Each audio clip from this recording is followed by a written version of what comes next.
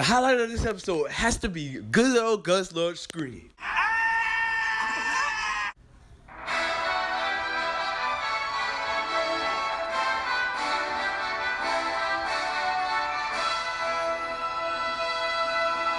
always ask myself, what would happen if Ash wins the league? Well, we got our answer in today's episode. It destroys the balance. Everything's messed up, and 3 Guzzlords attack the league. Yeah, Alola everyone. Trainman1 here. We're back with another Pokémon Sun and Moon anime review. Today we're tackling episode 140, and oh boy, I gotta say, was this a wild episode. So I was actually thrown off guard by this episode still.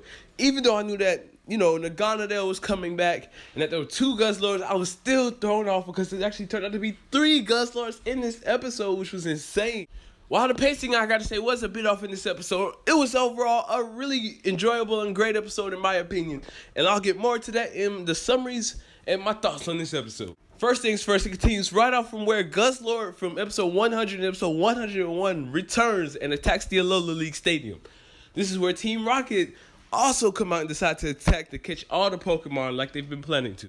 But Guzzlord isn't having this with his scream and just knocks Beware. I just gotta say, Guzzlord's scream was the highlight of this episode. And at that, all 3 of the Guzzlords that we saw had a different scream, but it was just so hilarious. Like, I remember in episode 100 and 101 when Guzzlord was falling and it was just and like, just this episode in itself was just hilarious. One thing that is very interesting to me is that it seems like Ash has told Kukui, his friends, Lucamine, Burnett, and everyone just about Guzzlord's appearance, which is really a good thing because, like, everyone knows of Guzzlord now, like, based on the stories that Ash told, so now they know how to actually prepare for it.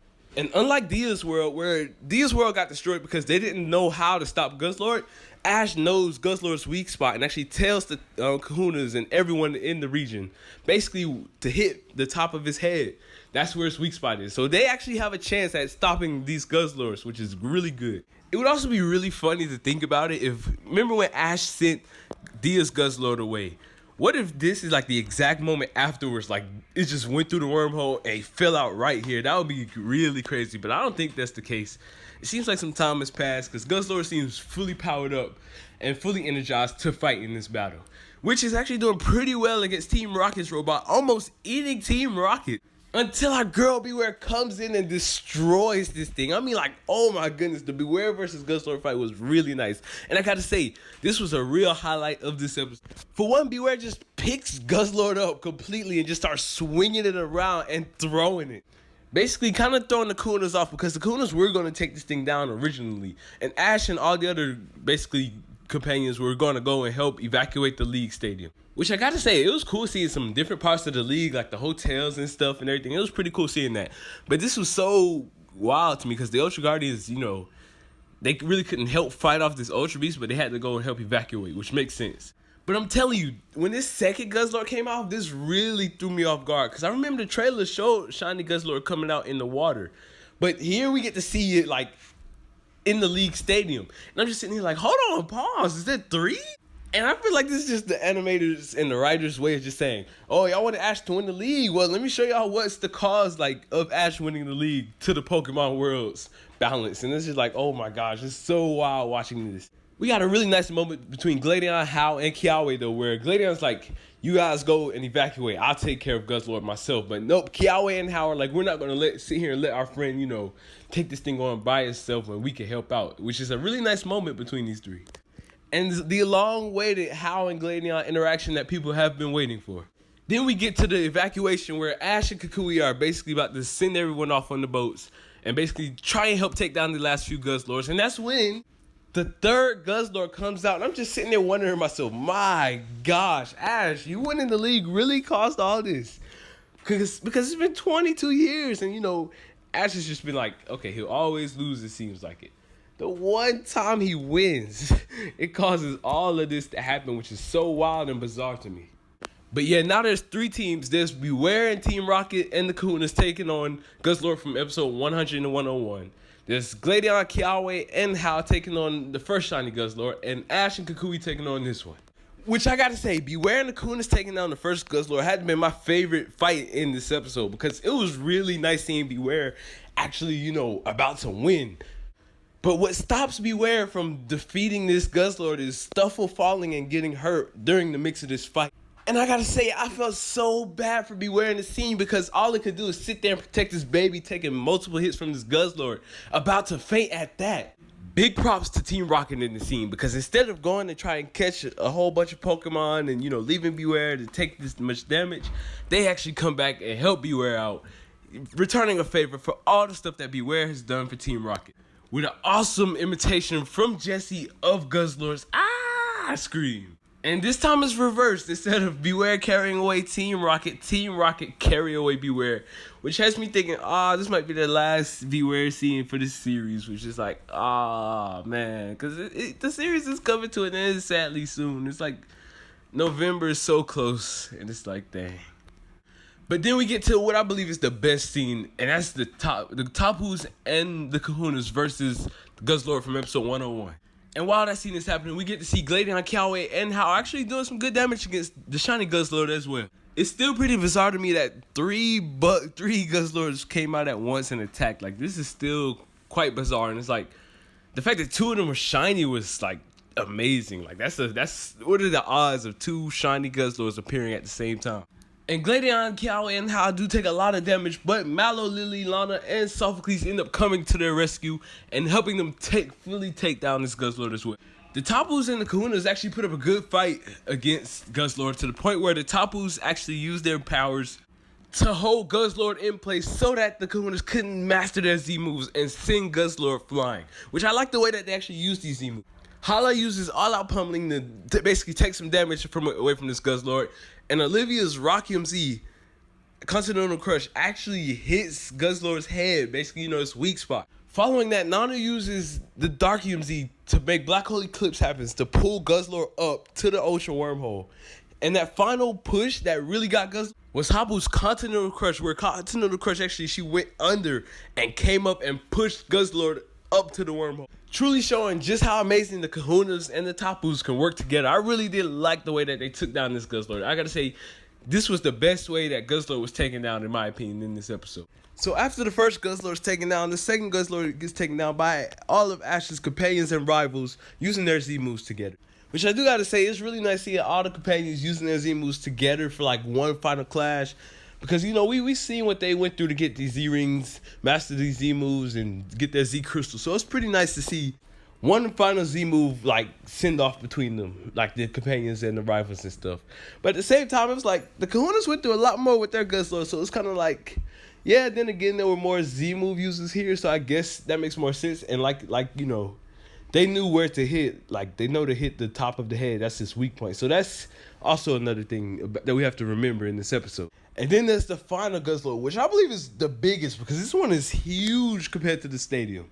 We get to see Kukui's Lucario in action for the first time, which we have not seen Lucario yet. So it's pretty nice to see Lucario take on some hits with Guzzlord. And Lucario and Pikachu use the Electro Web strategy that Dia and Ash used to push Guzzlord into the Ultra Wormhole. And they almost do it, but sadly they do not. Lucario ends up getting knocked out by Guzzlord, and the wormhole ended up closing.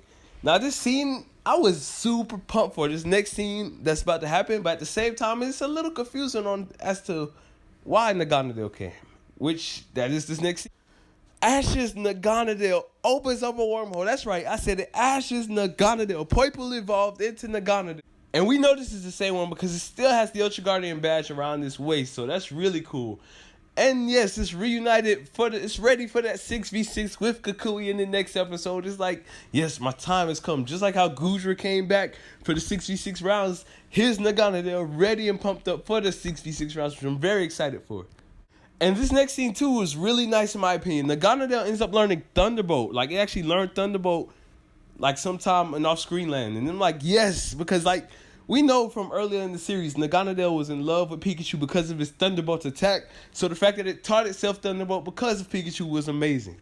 And once again, this is another Pokemon Ash has with Thunderbolt. It's crazy. In Gens 1 through 6, Pikachu is the only Pokemon Ash owned with electric type moves. Gen 7, both Melmetal and Naganadel have Thunderbolt, which is so bizarre to me. So it's like the trend has been broken and there's been a new set. Like, that's pretty cool. And Kukui actually ends up showing that he has the Electrium Z as well. And the reason that Kukui and Naganadel can use the Z move is because Kukui, had a bond with Naganadel. It's like the family thing.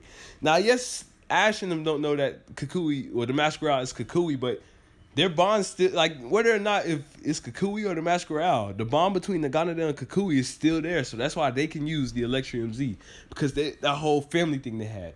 But we get to see a quick, cool shot, like how Ash and Dia used their Electrium Zs of Pikachu, Ash, Masquerade, and Naganadel all lined up, get ready to use their Z move. And yes, we finally got to see Naganadel use a Z move, because Naganadel and Melmetal were the only two members of Ash's Pokemon who haven't used a Z move. But here we can say Naganadel has used one. Ash, use that Stellium Z on Melmetal already. That's what I'm waiting for. That's what we need to see. That's the last Pokemon that has yet to use a Z move, and I hope that we get to see it soon. But the impact of the Electrium Z and Guzzlord's attack was so powerful that it ended up blowing off Kukui's mask and sending Guzzlord back to his world. And this is where the big moment happens. Ash finds out that the Masquerade is none other than Kukui himself, which is going to leave so many questions and stuff. It's going to be so amazing. And that's basically how the episode ends. And it was like, wow, it was a pretty packed episode with a lot going on. Personally, I really enjoyed this episode. A lot of people say that this could have been a 2-part episode, and I agree with them. I see why they say that. They had to fit a lot into this one episode, and they really fully didn't explain Naganadel returning. I mean, it's cool to see that it's back, and I'm very glad that it's back. I was super pumped that Naganadel came back and everything. And at that learned Thunderbolt, like, that's a really nice homage to, all that they went through with Pikachu throughout the beginning of the series. So I really do love this a lot. It is kind of confusing, though, as to how Naganadel just kind of came back and at the perfect timing as well. So it's like, that's pretty interesting to me. It would be more interesting if maybe Solgaleo came through or something. I don't know how they could have handled that scene. It was pretty nice, though, seeing the Naganadel return. But yeah, I gotta say, the 3 Guzzlords were amazing. I love the Guzzlord scream throughout the entire episode. The animation throughout this episode was fluid and pretty nice. I really, truly love the Beware and Stuffle and Team Rocket moment that we got. That has to be the best scene in this episode. Showing, that Beware does have a weakness. Beware's been shown to be this all-powerful Pokemon, but it does have a weakness, and that's taking care of his family. And, that really is a nice scene that we got to see there. Also, I love the little, shot that was similar to that when Ash and Dia used their Z move with Ash and Kukui. That's the image that's showing right now. That scene was really cool and pumping. It's still so crazy to me that all 3 of these Guzzlords attacked right after Ash won the league. I really do feel like Ash winning the league did cause a disturbance in the Pokemon world and stuff, and that's why this has happened. I don't know. It's an interesting episode because it's an interesting concept. It's an Ultra Beast invasion, There's always a chance that multiple Ultra Beasts could come out. And don't forget what Dio was saying, take care of your Alola and the reason why Guzzlord showed up and stuff. So it kind of relates to what happened, Alola was pretty populated. Guzzlord appeared. There was no way of stopping it. And yeah, but Dia found the way to stop it, and that's aiming for the top of his head. And thankfully that episode happened, because if it didn't and Guzzlord was attacking here, Ash and Nidus would not know to aim for the top of Guzzlord's head, and Guzzlord probably would have destroyed the league and the entirety of Alola. At that, since it's 3 Guzzlords, probably the whole world. So it's like that. Those 2 episodes really were important to this episode right here, and it's really nice to see that was the case. And at long last, we finally get to see Ash with a full team of 6 in Sun and Moon. Finally, I really do love this team a lot. This team is pretty nice with Pikachu. Yes, Rowlet. A lot of people may not like that Rowlet's a Rowlet, but I'm okay with Rowlet. Rowlet has been shown to be amazing. Lycanroc, the winner of the Alola League. Torracat, who has potential to evolve, but I don't think it will. But still, Torracat's a pretty nice Pokemon as well. Melmetal and Naganadel, a mythical Pokemon and an Ultra Beast. 2 really powerful Pokemon at that. Ash and Kukui's 6v6 fight will be amazing. And to be honest, I don't know who's going to win. We still don't know the rest of Kukui's team as well, so that's pretty interesting. But overall, I gotta say, this episode was both enjoyable and good to watch. Yeah, the Z-move scene probably did drag on because it was a lot of reused animation. And Naganadel not being explained, I'm okay with it. It's not really that big of an issue to me. But this episode overall was pretty good and enjoyable. I do recommend that you all check this out. There's a lot of plot, no filler at all, and it's still so much more we got to cover in Sun and Moon. It's crazy, like Mon and everything. It's going to be an interesting next 2 months with this series, and I can't wait to see. Thank you all for watching, and I hope you all enjoyed. Please let me know what your thought of this episode in the comment section down below. Don't forget to leave a like and subscribe. Trayman1. Peace out.